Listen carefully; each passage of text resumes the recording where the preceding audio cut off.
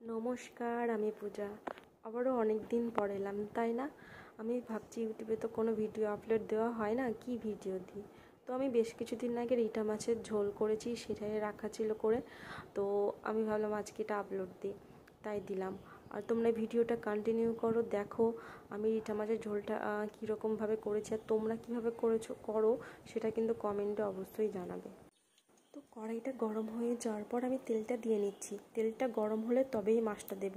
আর তোমরা সবাই তো জানো রিঠা মাছ কীরকমভাবে ফুটে, এত ফুটে যে বলার কিছু নেই, যে ভাজে সেই বোঝে।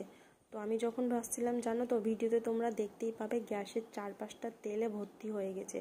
আমি ঢেকে ঢেকে ভাজছি, কিন্তু তবুও ভয় লাগছে যখন আমি উল্টাচ্ছিলাম। তো কন্টিনিউ করো আর দেখো।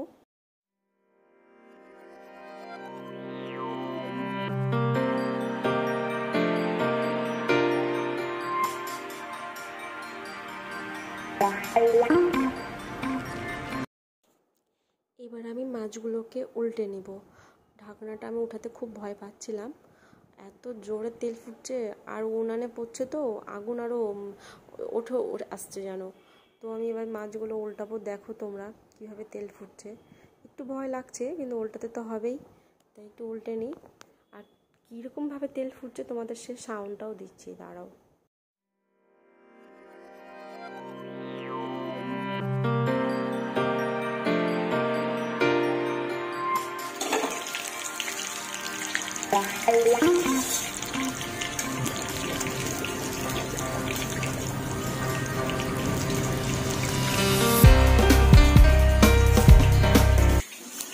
মাছগুলো ভাজা হয়ে গেছে, এবার আমি উঠিয়ে নিচ্ছি। একটু লাল লাল করেই ভেজেছি।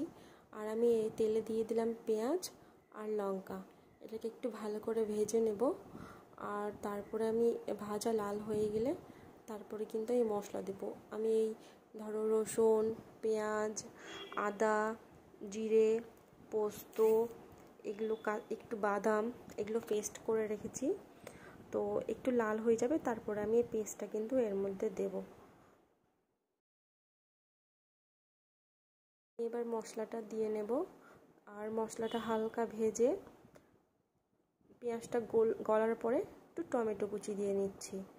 এই টমেটো কুচিতে মাছের ঝোলের টেস্টটা ভালো আসবে, মানে একটু টক টক হলে ভালো হয়। তো মানে একটু খেতে পছন্দ করি, আর কে কেমন পছন্দ করে যায় না, তবে আমরা একটু টক টাইপের খেতে পছন্দ করি, তাই আমি একটু টমেটো কুচি দিয়ে নিয়েছি।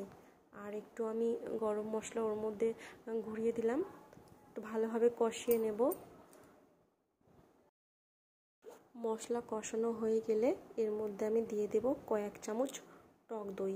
মানে জানো তো এখনকার টমেটো কিন্তু সেরকম টকও না, তো টক দই দিলে পরে একটু কালারটাও ভালো আসবে, টেস্টটাও ভালো হবে, গ্রেভিটা খুব সুন্দর হবে। তাই কি আর টক দইটা দিলাম। আমি টক দই মাছ বলো মাংস বলো আমি কিন্তু দিতে পছন্দ করি, আমি প্রায় দিই। তাই আমি একটু রিঠা মাছেও টক দই দিয়ে দিলাম 2 চামচ। মশলা কষানো হয়ে গেছে, কারণ দেখো এর থেকে তেলটা বেরিয়ে গেছে। তো আমি এর মধ্যে এবার মাছগুলো দিয়ে নেব, আর একটু ভালো করে নেড়ে কিছুক্ষণ ঢেকে রাখবো।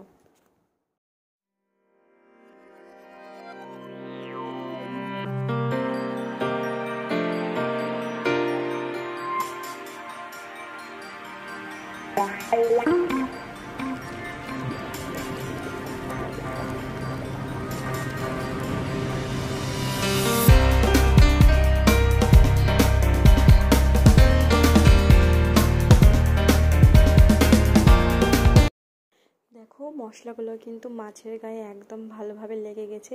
আর আমি এর মধ্যে দিয়ে দিচ্ছি ধনিয়া পাউডার। ধনিয়া পাউডার দেওয়া হয়ে গেলে এর মধ্যে আমি এবার জল দিয়ে নেব। আর জল দিয়ে কিছুক্ষণ ফুটিয়ে তারপরে নামিয়ে নেব। তৈরি আমার রিঠা মাছের ঝোল।